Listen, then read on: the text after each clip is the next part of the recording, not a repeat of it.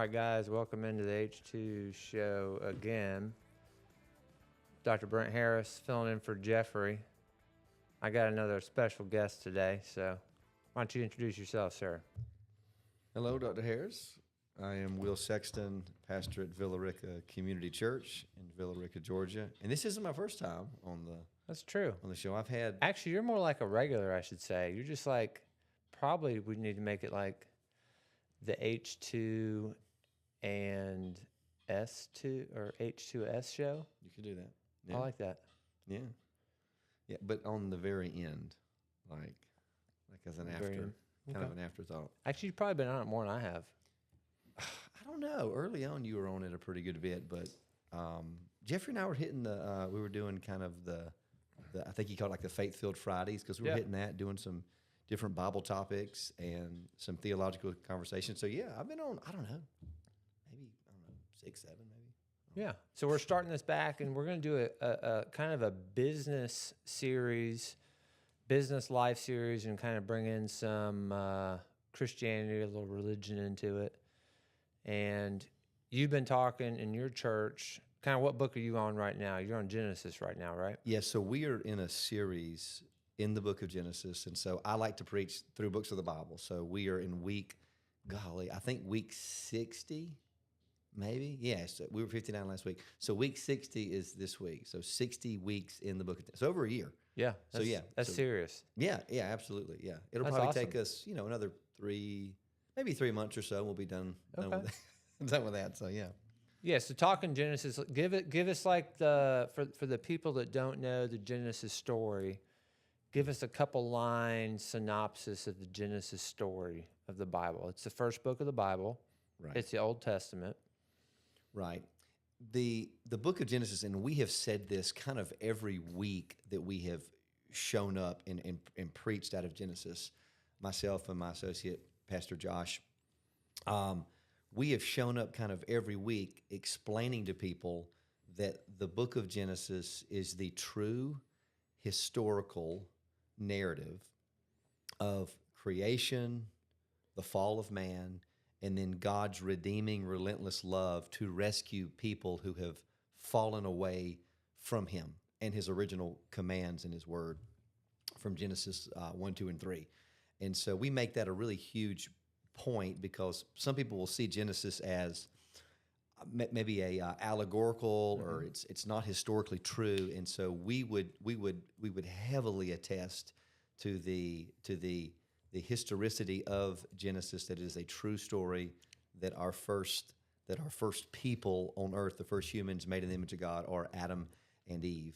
And so that's not figurative, if that makes sense. And our church would actually hold to like a young earth creation view, where the earth is, roughly 7,000 or 8,000 years old when you traced it back. Okay. So for- not everybody holds to that, but we Right. would just kind of hold to more of a But for our show's sake, I guess from a Christian narrative or a large 50,000 foot viewpoint of Genesis, it's a story about building something of creation, of something failing, a failure, destruction Right. component, yeah. and then a redeeming component, right? Like picking yourself back up, Yeah, or somebody picking you back up. Yeah, absolutely. Namely, because of our inability to be perfect, because we're fallen. Ultimately, all the dependency of, especially the patriarchs in Genesis, you have Abraham, Isaac, Jacob, and then we kind of close the end of Genesis with Joseph. And so within that story, yes, absolutely, there is it's not that we don't grind and move and go forward at all. That's not at all the picture. There is God's providence and his redemption with human responsibility all tied into that, if that makes sense. Makes sense. So yes, and he's called those people within the story to go, to do, to build, and to operate. But all of that building and going and doing and ability is all wrapped up in the Lord has allowed me to do this because he has equipped me in a way to successfully accomplish the mission, Right. like by his mercy and his grace. So yes, and that's kind of an interesting take, because we were just discussing before the show, kind of the how does this apply to people in the workforce that are entrepreneurs, that are building, that are starting businesses. Absolutely, Genesis has a massive amount, I think, of helpful application, kind of secondary and tertiary application to an individual that goes, man, how can I look at Genesis and kind of model? How can I model, business or whatever? How can I honor the Lord faithfully, but also like do a faithful good work of building, restoring, all of that, and keeping in mind that anything that I'm able to do, even simply sitting here and talking to you, is Right. because the Lord has enabled and ordained this to happen. So that's a good thing. Yeah, absolutely. gotcha. It's a good thing. Do you think there's something like, we talk about the religious component, like, okay, God created man in his image, and so therefore God, the creator, does it make humans innately creators themselves? Yes. That's a good. I guess from a religious standpoint, and then Absolutely. Yeah. the second question: is there any scientific proof for that you know of? From Genesis, we see that God makes man and woman in his image, which means that we are not God at Right. all, and we would never want to say that. There are some real fringe theologies that kind of talk about the little God in you, that you have this same ability, and we want to make sure there's a massive distinction between the creator and the creation. We don't ever want to blend those and confuse that we are in submission to he who is perfect, righteous, holy, merciful in every way. So yes, but God creating us in his image, and an attribute of God would be that he is absolutely a creator. The difference would be that God creates as he speaks. So he speaks creation into existence. Genesis 1, let there be light, and there was light. Right. So he speaks creation into existence, whereas we are very limited by our resources, right? This is a great building, and this is, we're looking at the square right here. Everything that's built required resources. Right. Right? And so all of those resources have come from something, Yep. whatever that thing was, whether it was a rock quarry or whether it was, I don't even know how you... Lumber. Yeah, I don't even know how from you make trees asphalt, or I don't even know how you form all the stuff that's made. But all of that comes from resources, and because God has innately designed us as creators and builders, we naturally want to build stuff, right? I mean, even if you're not a Christian, Right. you would be like, man, I have goals, and I have things I want to do and build and create and platform. Of course you want that, because God has wired and built you that way. That is something innately built into the individual. Or I would say this, most people are that way. Right. Not, even if it's on a small scale. You may not be building an empire Yeah, or sure. some massive, building a city. Building a household or a hobby or a Absolutely, yeah. nonprofit. Yeah, It doesn't really matter what you're talking about. Creating something, a piece of art, a piece of music, it doesn't matter. Right. Any, Why do any kind of kids love to creation. draw? Or why do your kids love to play with Legos and just build stuff? I mean, if you give my kids some, boxes, they've already made a fort out of it. It really is built into the mind and the body of the creation, us as the image bearers of God. Yeah, for sure. Kind of the human soul has an innate Yes. component of creation and building. Right. And a desire to really, I think, make things more than they are, like not be okay with just what's here. And I think I think you really run into a little bit of an error with that when you try to become the king of your kingdom, rather than honoring the Lord with what he has given you and going, I want this to be in service to God. Now, and we kind of draw that from the Tower of Babel that was built. And we see that in Genesis, where they build this tower almost to be like, now everyone will notice who we are. They Yeah. will see us and they will go, we are amazing. Yeah. And then the Lord scatters them throughout the earth. And so absolutely, to build is not wrong at all. And you should, but to build, to become the king of your kingdom is really a fool's errand, Right. So yeah, absolutely. And I was even thinking about this. This is literally. I know we discussed this, Brent, like right before we got on here, but after Yeah, for everybody listening, this is an impulse yeah, podcast. yeah, So, we were just talking about this earlier. we're Yeah, pulling this out, kind of on the fly, Yeah. just to test the system out and have a good time. So, yeah, and this is. Go ahead. I think I'm going to bring in some medical, a little bit of medical insight into it. I mean, family physician, we see a lot of people with, mental health problems, right? That's a big category: anxiety, depression, frustration with life, even suicidality thought, people that are really struggling with life. And I think a lot of people in that category have a problem with purpose, right? Yeah. And so what is their purpose for existing? And I think that is a big issue for a lot of people out there. Yeah. And so, I mean, we try to pull in some business into this, but I mean, it's not necessarily a business podcast. It's kind of like a general life podcast. But Right. if people don't have a purpose per se and have an idea for where that purpose comes from, do you see it from you're a pastor at a church, you get people coming up to you and asking you about that kind of thing, like, hey, pastor, I've lost my purpose, my marriage is falling apart, my business is falling apart, what am I going to do now, kind of thing. Yeah. How does that involve with creation and purpose? How are those two interrelated? Well, I think too. I mean, we are not, and we are not going to view, just to kind of make a statement about that. So we would not view Genesis. I mean, Genesis is one writing, one book within the larger canon of the entire Bible. Right. So we don't view Genesis just solely in a vacuum.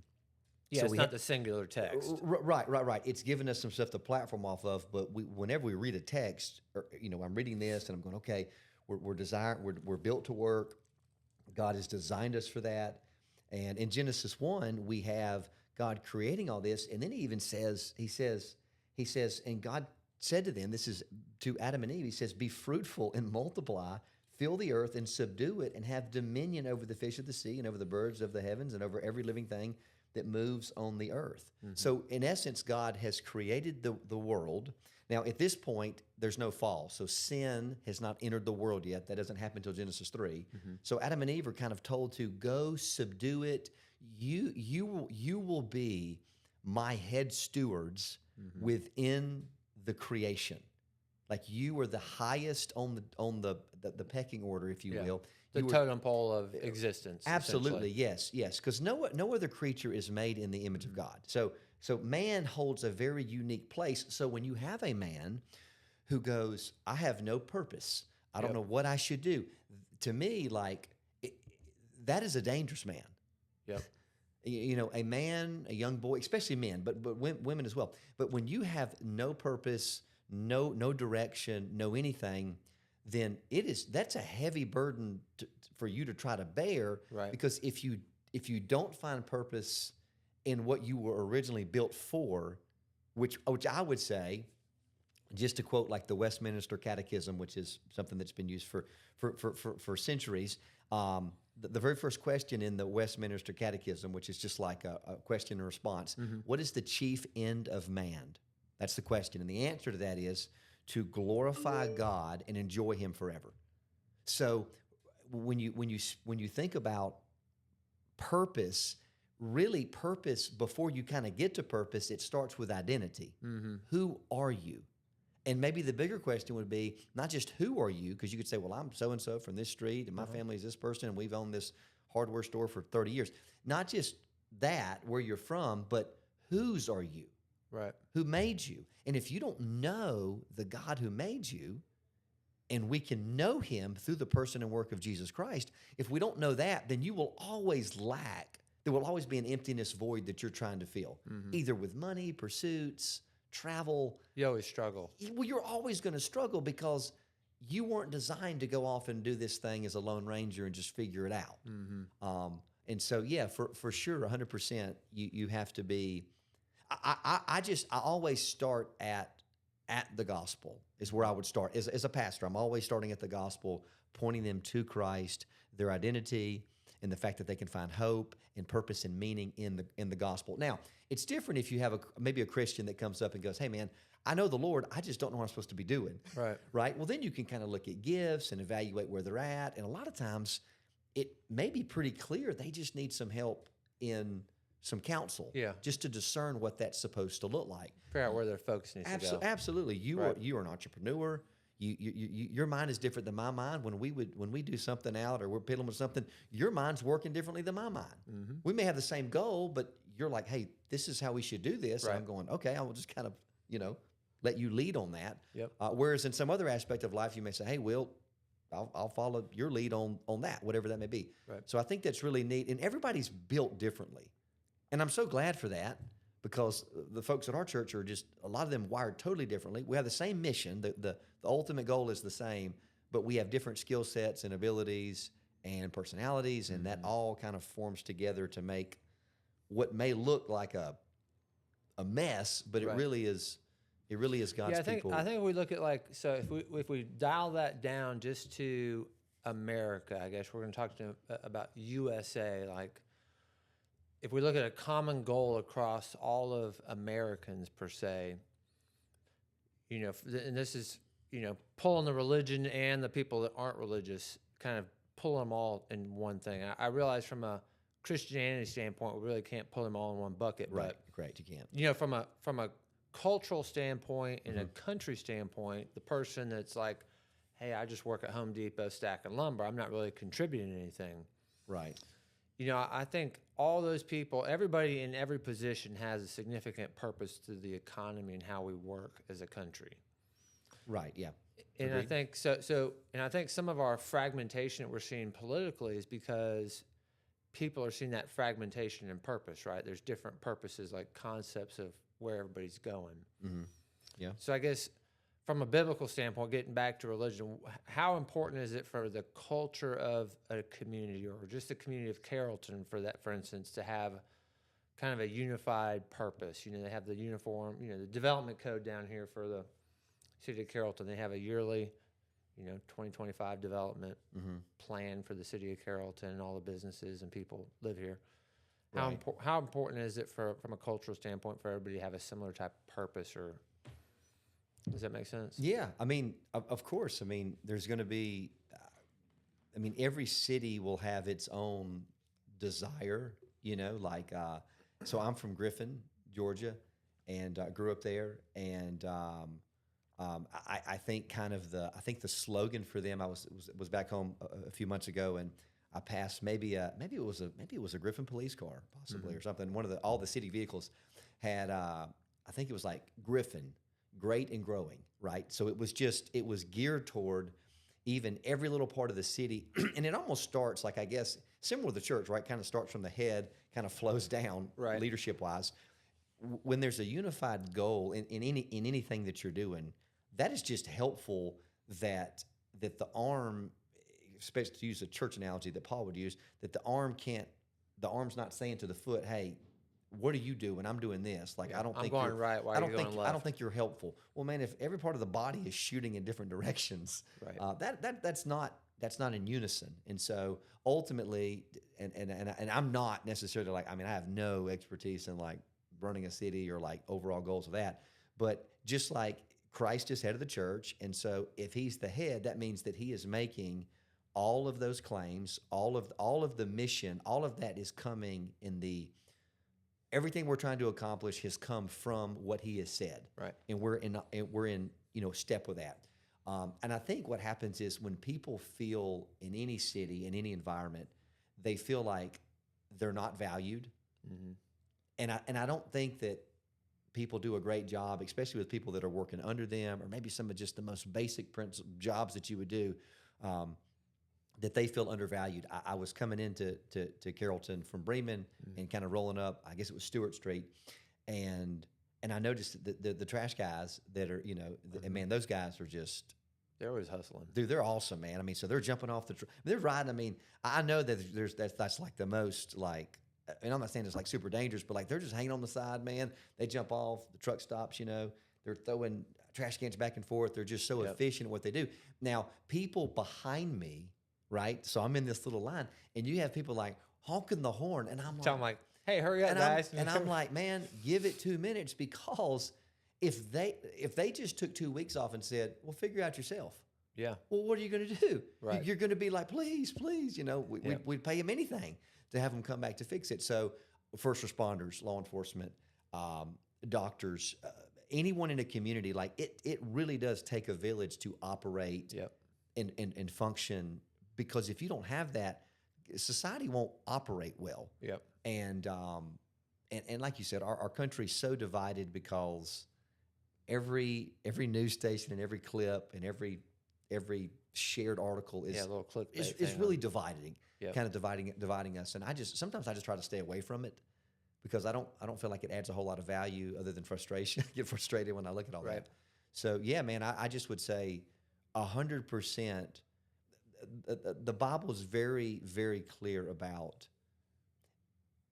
like, service is such a crucial part of that, but that doesn't mean everybody will value it. But I Right. just want to tell you this: like, if you're a Carrollton City trash guy, if that's what you're doing, a waste management, if that's the right term, whatever it is, man, like, I see you. Like, I just kind of prayed for that truck as I went around it, because they're doing a job I know that a lot of people don't see as glamorous, Right. but it's absolutely necessary. Yep. So And I think that gets to a lot of people, have a frustration and difficult seeing purpose in their life. And I think kind of the point of this podcast a little bit is when we look at, the first step of anything, creation, right? You were created. You were, everybody that's listening was created, right? Yeah, They have absolutely. some degree of purpose that they're going to do in life. yeah, And they really have to make a choice. The road that they're going to go down, they're going to have ups and downs, and they're going to do things that are productive and potentially things that are destructive. mm-hmm. And so I think everybody's goal from enabling that concept of purpose in life is to try to do intentional, productive things. I think that's where you have to start with and see value in yourself to some degree. I mean, that's my opinion. That's where you have to start from a mental fortitude standpoint before you can do anything else. If you think you're totally worthless and you're not worth anything, right? This is kind of stepping outside of the religion for a second. It's really hard to do anything in life, right? You can't do anything else. You can't help other people. You're not going to be able to create something. You're not going to be able to control your finances. You're probably going to lead yourself down to the self-destruction, pathway of that. So, Yeah, 100%. If you have degraded yourself, and I would even say this too, and a lot of that, y'all, people that are listening, if you have kids, man, a lot of that starts, man, at the house. it really does. I mean, I have noticed that, like, my kids are overly confident to do to do whatever. I know your kids are as well too. Just, I'll do it. I'll try it. Let's do it. And a lot of that is because the way that we parent is that I tell our families this at the church with young kids. I say, listen, my kids, like, you may see us do something, you may be like, that looks a little risky. Yep. That looks a little risky what they're doing, and that will vary really, like, parent to parent and home to home. But my wife and I, we have discussed, we want to give our kids a place where they are free to fail. Yep. And it's encouraged to fall, because we're striving for something a little bit further out and a little bit further out. But we create, especially when they're young, right? When they're young, I mean, preteens, Yep. into the early teenage years. Yeah, that's all four of my kids are in that category. Right. Yes. And so my girls are too. And so we want to create a place where there's somewhat of like a trapeze net where they can be caught, but that they're not scared to take risks, and that we are encouraging, like, their creativity, Right. their passions, their goals, Yep. and when Building confidence and absolutely. I mean, there are kids that I've met, adults that I've met, that I know, man, their home life was terrible. yep. Like, they did not. No one ever encouraged them to do great things ever, Right. or to be bold, or to stand for anything, because they are absolutely scared. And you see a lot of that in the media today. Those are the people out there that will join some ridiculous protest or some crazy something because they just want to be a part of something bigger than them. Right. Like, I just need to join somebody. Yep. Gangs. When we think about gangs, I mean, that is a family that person, that kid, or that young man or young woman never had. Right. Because I mean, the likelihood that our kid, right, ends up in that is highly unlikely. Because why? You have a unit here. Now, I am in no way degrading people that are in a less fortunate circumstance. I'm just saying, the church should do a much better job of engaging those communities and loving those people well, and creating a place to where young men can be discipled, that they can be taught. There's not a lot of that going on. Mentorship. I mean, you used to see a lot of that when I was younger. Right. You don't Yeah, I see, see fewer and fewer of that. you don't see much of that. Like, you better have a coach that cares, Yep. or somebody that really wants to spend time with you. Because if not, because here's what happens: your phone. I mean, I've noticed this. Regardless of your poverty level, everybody has access to the internet on a phone. They're pretty cheap now. Right. So you get on there and you will find something to cling to. Oh, yeah. You'll find something to join or be a part of. And now you don't even have to do it face to face. You can just do it virtually. Yep. So there are kids that are a part of all these weird groups with thousands of people connected to it, and they've never met a single one of them. Yep. Which is, God, crucially very dangerous, I would say, for that to happen. So there's not a lot of life on life going on, which I think you'll see because there's a lack of that. There will be a lack of entrepreneurship in the future. There's a lack of creativity in the future because ChatGPT does it for you. You know, not to kind of go down that path, but I've just noticed that you don't have to be very intelligent or very like discerning to just throw something on the internet and see what pops out. Right. Kind of like I'm just going to stick all the ingredients in there and whatever comes out, I'll use. And if anybody doesn't know this, the internet can make errors. So Oh, yeah. just Big time. be mindful of that, you know. So yeah. So I guess getting into the so every individual, you feel like from a creation standpoint, because we were created in the image of God, we have this innate capacity and drive, and almost something that needs to be fulfilled inside of us for creation, right? To create something, to be part of something, Right. And I don't think everybody's equally creative, right? you know, but I do think that purpose absolutely. And obviously, like I said before, and there's no way for me as a pastor to separate this. If identity and purpose is found outside of the God who made you, like, just consider that. If we truly believe, which I truly do, and hopefully if you're listening, you do too, and if not, you will investigate and you will do this, and I'll be praying for those listening. But if Genesis 1 is true, that God made man in His image. In the image of God, He made them male and female. He created them. If God has knit you together in your mother's womb, and every hair on your head, and every atom in your body, He knows that and exactly where it's at. If that is true, then to worship or pursue anything outside of that, you will never truly find. I mean, you may be productive in life. Right. I mean, you could build an entire city and reject who God is. That happens all the time in the Bible, where people do great things in culture, Yeah. but it's not at all in honoring of. Yeah. They could be very financially prosperous and productive, yet have very unfulfilled. Yeah, or even generous with it. Even I mean, people are giving away millions of dollars, and then apart from Jesus, it is all meaningless. And I don't say that to degrade people that may be listening that go, well, like, I do all kind of great stuff, right? But we know that our works, good deeds, habits, our creativity, our organization, all of the stuff that we've done, none of that earns us salvation, because nothing good we can do to obtain that. It is by grace alone, by faith alone, in Christ alone. And so, and like I said, and I'm giving you a biblical Christian perspective on that, Right. on that view. But to say all that,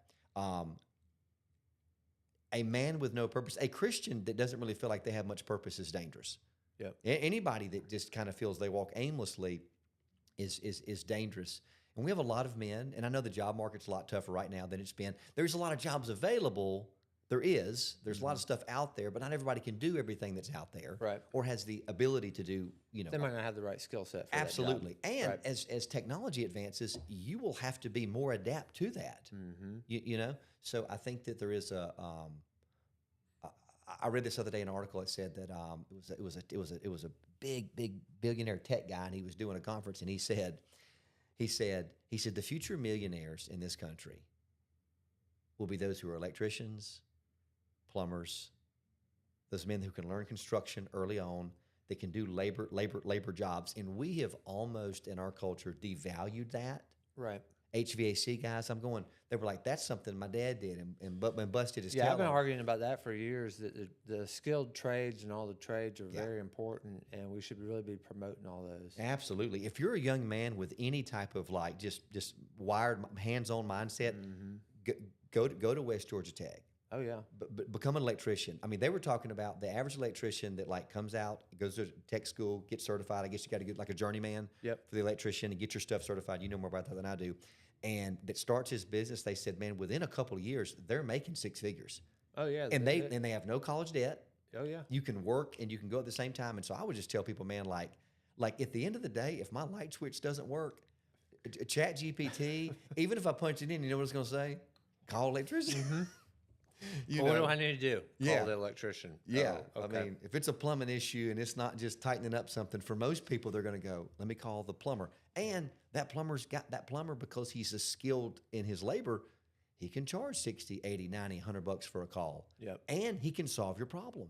And so anyways, I just thought, man, and there's even a large group of females that are, which that's typically not a female job, that are pursuing jobs, and there's all female electric companies. Oh, yeah. And I saw a female on, I'm like, I think that's she's just on such a cool, YouTube or such a something. cool It was a brick mason. Yeah, which is very like Very odd, rare. very I was odd. like, You know? whoa, okay, cool. But man, she's killing it. Those ladies are killing it. So it's like there's all kind of opportunities.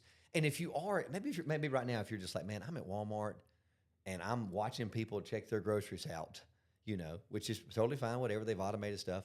And you're like, man, because you know what? You can be in a place making money, even making decent money, and go, man, I just don't feel like I'm being used as best I can be used. Well, man.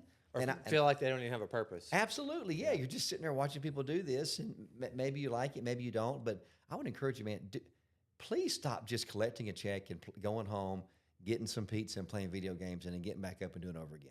Yep. Like, man, like I wish our men would just be motivated, because we have a lot of boys that shave in our culture.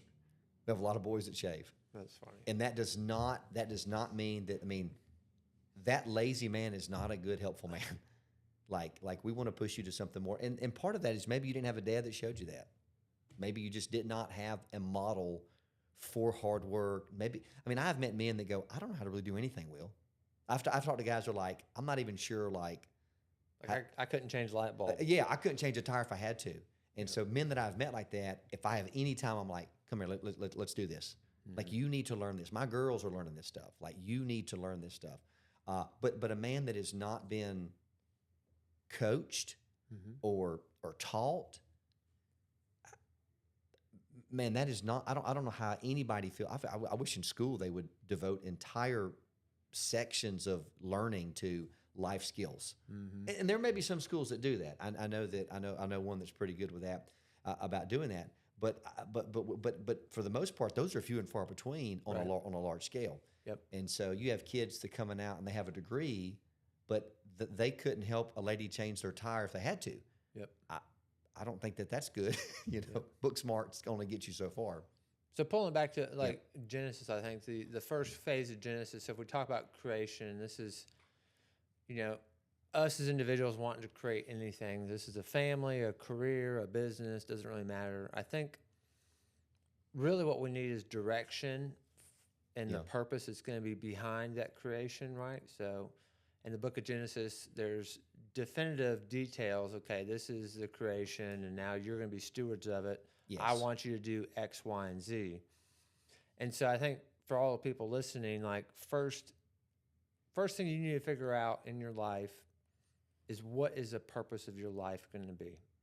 And what you're going to do if you do make it big, or if you do feel like success one day, like look into the future and say, okay, if I had this, this, and this, what would I be doing with it? Yeah.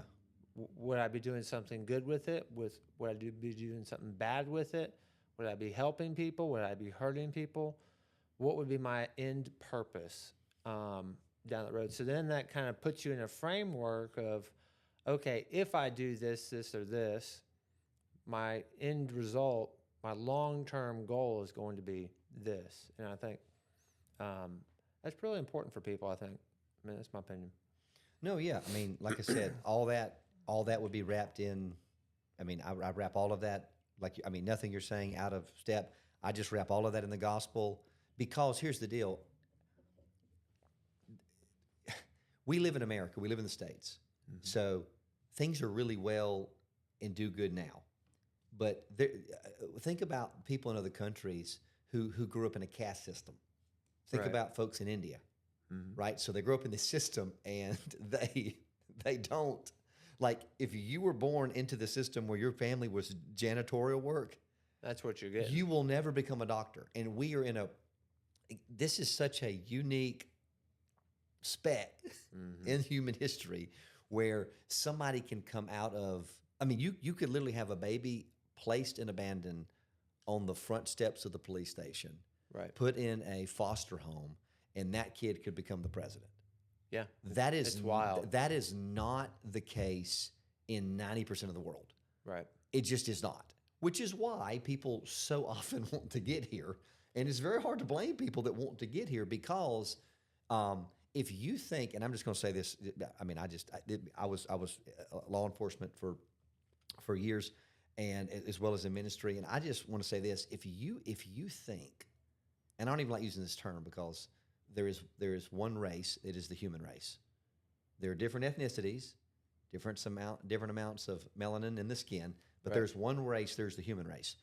But I'll just use the term racism because that's the term people use. But if you believe that our country is racist, we're just so racist.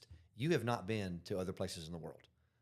Because I promise you, other places in the world will absolutely blow your mind with the intensity between ethnicities. Oh, yeah. We have it as good as it is anywhere in the world. Just want to throw that out there. So I say that to say that there are a lot of things that could divide us and create tension and animosity and play the victim mentality. Well, I didn't have this, or you didn't have this, you had that, I didn't have that. All of that can be said. But one thing that cannot be taken from us is that if your hope is in Christ, then the Lord will direct your steps.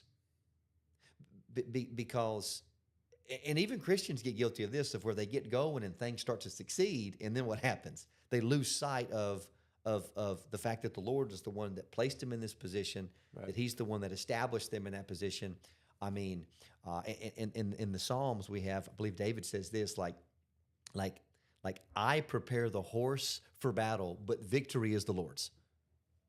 Absolutely, He's making the note. It's not that I'm not doing anything. When God asked Noah, He said, "You build the ark, right?" It took a ton of time to build it, like a long, long time to build it, like close to 100 years to build the ark. Noah's the one building the ark. Like, he's laboring in building this ark. And then when they get in the ark, this is crazy. It says, and the Lord shut them in. So He sealed this ark, like divinely. Like, it is sealed so that they are safe and secure while the storm rages. So it is not that we're not working. It's like, well, God will just take care of it. No, like, this is absolutely, God is over all of the things that happen, while you were also called to go work, put your hand to the plow. And I think some people get that mixed up, where they either try to be, well, I'll do it all myself. I'll pull myself up by my bootstraps. That only works for so long before you realize that that's You get gassed out. and absolutely, exhausted. you're exhausted, right? Especially if you're working just for yourself. And people, here's the thing too: you could get injured or hurt. Right. What if the gift and ability that you so much prized was stripped away from you? What if you, who love to work with your hands, who love to do stuff? I mean, I cannot. You lose your hands. You run 1,000,000 miles an hour. Sticks in every fire, doing all this stuff. What if all of a sudden, and I just say this the same way with me, if I was in a crash and became paralyzed, Yeah. or From the neck down. or quadriplegic. I'm a pastor. What if something happened and I couldn't speak anymore? Right. It's going. Even though everything in my life may be shredded apart, who I am in Christ will always remain the same. It is the one constant in life. It is the one constant in life because I don't want people to just simply think and build for the now, but I want them to be thinking in terms of eternity. This life is a vapor. I mean, it's pretty quick, right? I mean, I'll be 40 in February. It's wild. Like I'm like, boop, it's done. Oh gosh, like I'm halfway to 80. That's crazy to me. I'm past that. Yeah, yeah, you're way older than me. Not that much. 45 people. But like, halfway to 90. Like when you think about that, Yeah. life is so fast, and moments when you do have hiccups that come up in life, it really makes you think, man, it could be that quick. So my mindset's not always just building something just to give to my kids so that they can continue building on it, but I want to give them something that is, as the Lord would say, it is imperishable. Yeah. It cannot be stolen. It cannot be taken. It cannot rot. Right. It cannot go away. So if that is our foundation, then man, if that's my foundation, man, I could go sweep floors at, a local factory. Yeah, you can do anything And find value in it. I can be content in that. The Bible's very clear, and I want to just pull this scripture right quick. But if you've got something you can add to this, anything you have while I look this up. No, I definitely agree. I think I get involved with a bunch of different things, and I enjoy pretty much all of them about the same. So it's always interesting. People ask me, what do you like to do the most? Yeah. And I don't really have a good answer for that because I like it all the same. And I think it boils down to that I just find a lot of purpose in existence and doing the best I can at whatever I'm doing that day. Yeah. Work hard and do well at it, Yeah. Well, and that's been instilled. Your dad's instilled that, right? Mm-hmm. Like finding joy in digging. I mean, I'll see you out kind of doing some stuff with the flowers. Yep. And I mean, I even asked you one day, I don't know if you remember this. I was like, hey, you need any help? You're like, no, I'm good. I'm just good out here, just kind of piddling in the, I mean, there's other things you could probably be doing. But, when you like, okay, he just wants to spend some time. And some of that's therapeutic, right? To do, I think so. I don't want to say like a nominal task, but just do something very, very like basic, if you will. Yeah. So Paul writes this to the church in Colossae. So this is Colossians, the letter to the church in Colossae, and to the Colossian people. And this is moving out of the book of Genesis for those listening into the New Testament. So out of the old and into the new. But all of this does connect. So the Bible is multiple 66 books, but it's really one story. Yeah. Very cohesive story. Absolutely. Mixed into a bunch of books. So Paul says this in Colossians 3:23. He says, whatever you do, which would be anything. Yeah. Fill in the blank. Yes. Podcast, sweeping floors, changing baby diapers at home. Digging a hole. Yes. Doesn't matter. Being a mom that's not working at a job, but absolutely is playing the most crucial role that I would argue maybe in society. I would agree with that. Yeah. Whatever you do, work heartily as for the Lord and not for men. Mm-hmm. So, and I say this because this goes back to purpose and identity. If you're working diligently, not for your boss and not for a crazy awesome retirement, but you're working heartily and faithfully as to the Lord and not to men, then you can be content and satisfied in anything that you do. He says this, knowing that from the Lord you will receive the inheritance as your reward. You are serving the Lord Christ. Yep. So he's saying to all the Christians, and this was a very, we're not really facing persecution as believers in Christ in America like other countries are. Now, right. I'm not saying there's not moments of that too. I know we've had issues with church attacks, and then we had the assassination of Charlie Kirk. Mm-hmm. All of that stuff of people who are claiming and professing Jesus as Lord, and they're being attacked. Now, there again, we could debate all the little nuances of that, but that's becoming more of a trend. But it's not like North Korea, right? And it's not like India, and it's not like Pakistan, and it's not like Afghanistan or Iran. So we're in a different spot. But the church in Colossae, like these people, like there was oppression from like Roman rule, right? So when Paul goes, listen, whatever you're doing, man, work heartily for the Lord, and not forget the man. Mm-hmm. I mean, yes, you're working to contribute to ultimately the betterment of the community. But if everybody is on board, especially every believer on board, going, I'm working faithfully doing this job as to the Lord, not to man.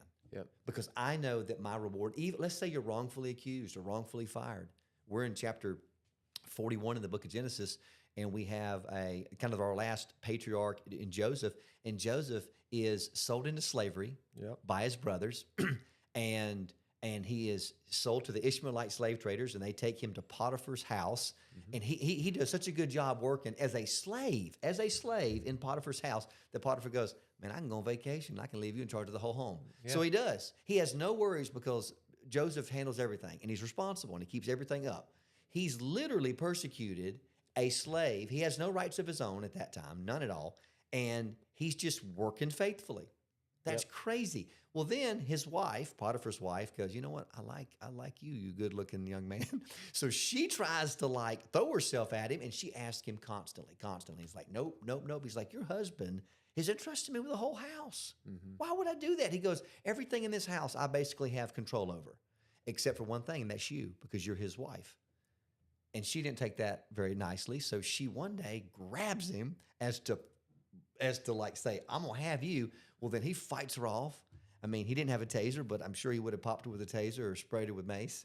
And so she rips his robe off, and he runs out of the house. Well, then she tells everybody, see, he assaulted me. He came on to me. Well, then he gets thrown in prison. Well, then he spends at least 2 years in prison.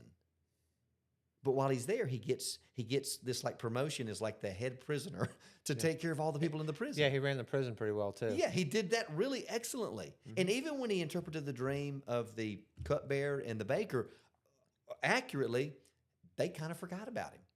And so he just stays in prison until faithfully working, serving, until the Lord worked it out to where he was brought out of the prison. So I say that to say,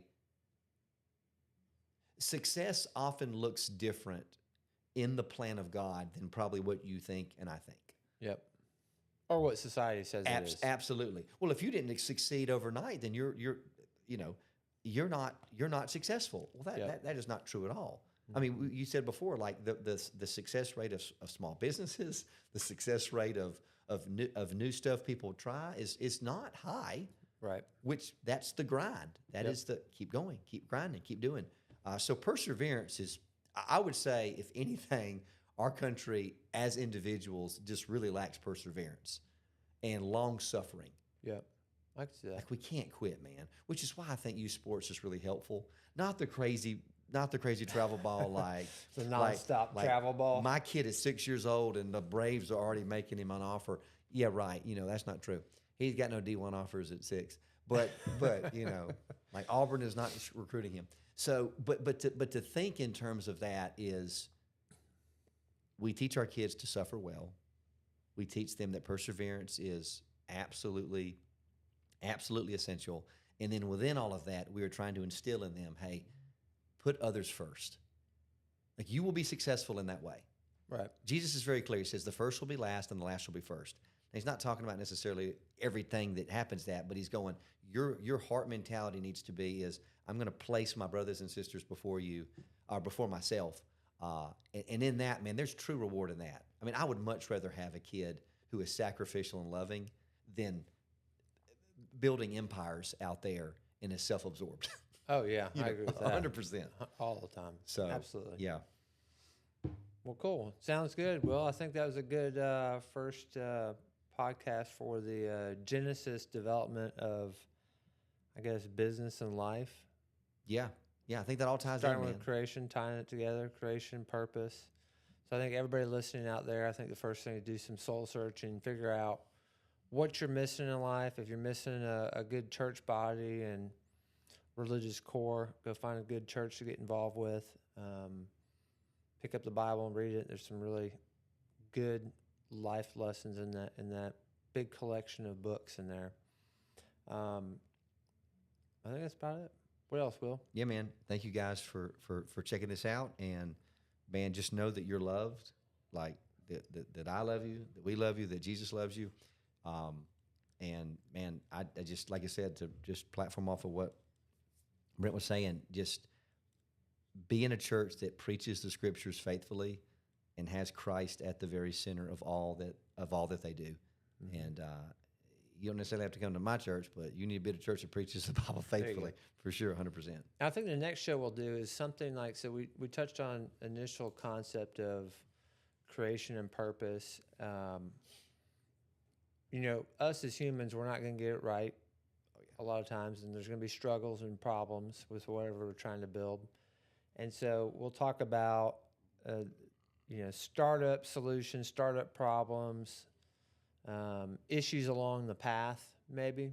Yeah. For the next podcast, and take it from there. Yeah. Sound like a plan? Absolutely. Well, thanks for listening, guys. We appreciate it. We're going to test this system out again. Thanks. Bye.